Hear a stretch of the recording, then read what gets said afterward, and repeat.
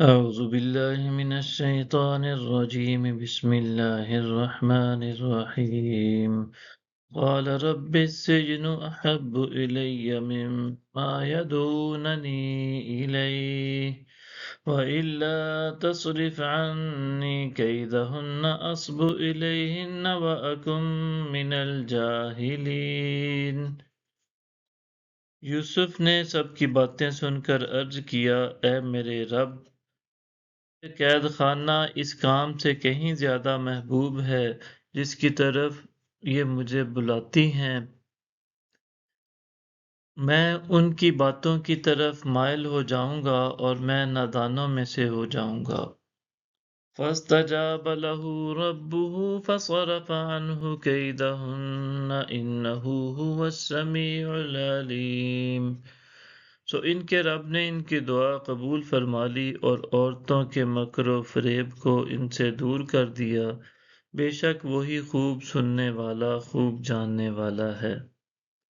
ثم بدا لهم من بعد ما رأوا الآيات ليسجننه حتى حين۔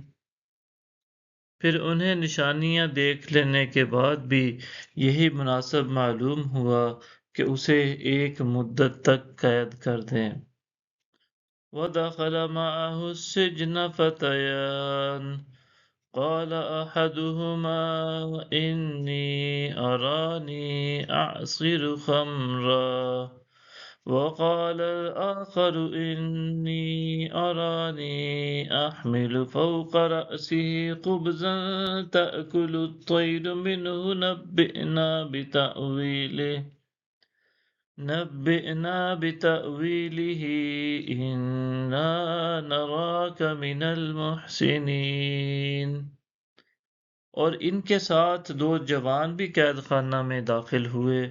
ان میں سے ایک نے کہا، میں نے اپنے آپ کو دیکھا ہے کہ میں شراب نچوڑ رہا ہوں، اور دوسرے نے کہا، میں نے اپنے آپ کو دیکھا ہے کہ میں اپنے سر پر روٹیاں اٹھائے ہوئے ہوں، اس میں سے پرندے کھا رہے ہیں، ہمیں اس کی تعبیر بتائیے، بے شک ہم آپ کو نیک لوگوں میں سے دیکھ رہے ہیں۔